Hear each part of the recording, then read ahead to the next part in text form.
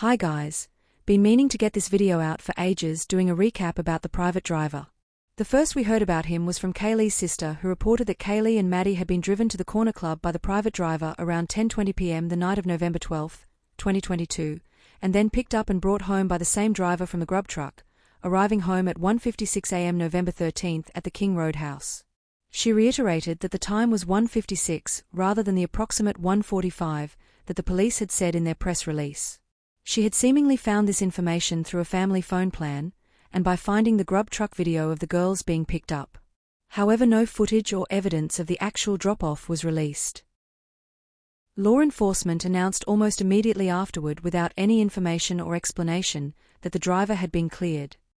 Much later, interview transcripts were released in which the surviving roommates stated they had spent time with Kaylee and Maddie after they came home, which explained why the driver was probably cleared so quickly, although the interviews also indicated that one of the roommates had communicated with the driver at around 2:10 that morning.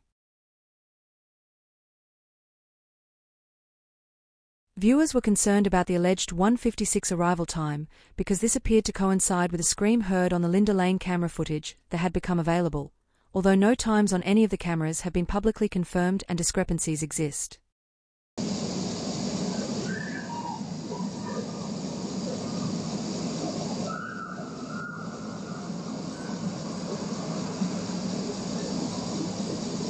Meanwhile, interviews came out in which the driver expressed that nothing out of the ordinary had occurred during the ride home that night, and that he couldn't recall anything that was amiss. The driver was quoted as saying that he was swiftly eliminated from inquiries, having provided officers with digital data and the timed receipt from a Taco Bell that he allegedly went to, after dropping the girls back home. There were some questions about whether the Taco Bell was open at that time, but again this was not clarified by officials. The driver also stated that he took a week off of driving after the crime. He described that he had not pulled into the girls' driveway for fear of being robbed, and that he tries to stay in positions where he can get away if anything bad happens. Yet he was also quoted as saying he didn't wait to see if they got in, because it's a relatively safe place. He said he went to police as soon as he knew for sure it was the girls. Meanwhile, the public also heard of a crashed white Hyundai Elantra found in Eugene, Oregon, being reported to the investigation, but heard no details of forensics from either car. Around this time, photos from a police department social media page surfaced, showing someone with the same name as the private driver pictured at a police department Christmas party, but it wasn't clarified by authorities if this was the same person. And there was mention of an employee in the licensing office of the department sharing the same surname, but it wasn't clarified officially if the driver had a spouse or other relative working in the police department. Pictures also surfaced from a social media page of a person with the same name, featuring lots of pictures of strange weapons. Look at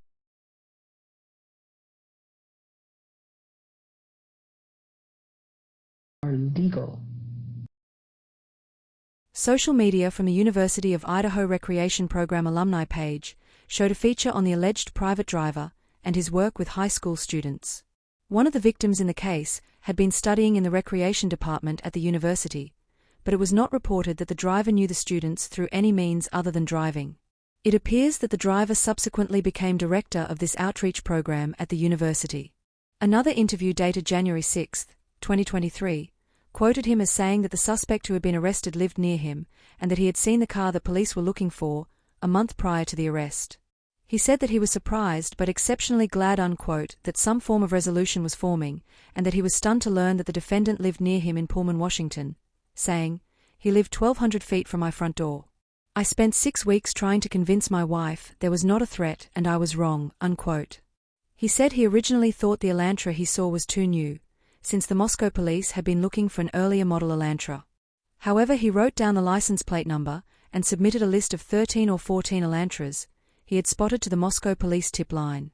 He also referred to 2 of the victims' workplace, saying the victims were employees there. He said the affidavit confirmed what he had suspected about the crime. In Idaho State Police Document 54, a friend of KG and MM, who had ridden to the corner club with them that night, was interviewed on November 17, 2022. She stated on that evening she contacted KG, and they made plans to go to the bar. She went to the King Road house but couldn't remember the door code. She called KG and got the code. MM arrived about 5 minutes later. They got a ride to the corner club from a male named Redacted. She said he was an Uber driver and she and Redacted had been getting rides from him since April 2022. She thought KG and MM had been getting rides from him since January 2022. She said he drove a light grey Redacted. She stated he originally met KG and MM and several other women through driving for a company. He provided his personal cell phone number as a contact. She stated sometimes he would not charge them for rides. He was never unable to provide a ride for them. Sometimes it seemed that he was not working for the company when he would give rides. She stated he began carrying airplane shooters of alcohol in his vehicle and had offered them to Redacted. She said she initially thought he was a nice guy who helped women get to their locations safely. She didn't think the behavior was odd until someone pointed out to her that he thought so. She stated after considering the circumstances and all she had learned, she agreed with Redacted that some of these things were odd. However, she didn't remember a time that the driver had made her feel uncomfortable or unsafe in the time she had known him.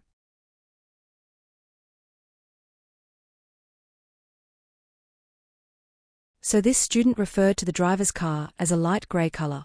And the student seen in the video walking with Kaylee and Maddie and standing with them at the food truck, who was also cleared by police early on, also described the color of the car this way in an early phone interview. I'm just friends with Maddie. I was with her at the bar that night. And I forget who, I don't know the person we left with, but we left to get grub truck at like 2, and we were there from like 2 to probably latest 2:30. And then she and the other lady got picked up in a silver sedan. That's my only description I know. And then they went home from there. And I just wanted to let you guys know as far as like I knew about her whereabouts. I don't know if that helps with anything, but... I mean, yeah, anything helps. You said you were with them? I was with Maddie at the corner club, and then they wanted to leave with Maddie and her friend. I don't recall who her friend was. I was intoxicated, but then we went to Grub Truck, and then they got picked up from Grub Truck. Okay. And that's as far as I knew about her whereabouts that night. Okay. Well... Yeah, she just got in a silver sedan. But you don't know who it was or anything? No, I didn't see who the driver was. And you said your name was... Yes, sir. How do you spell your last name?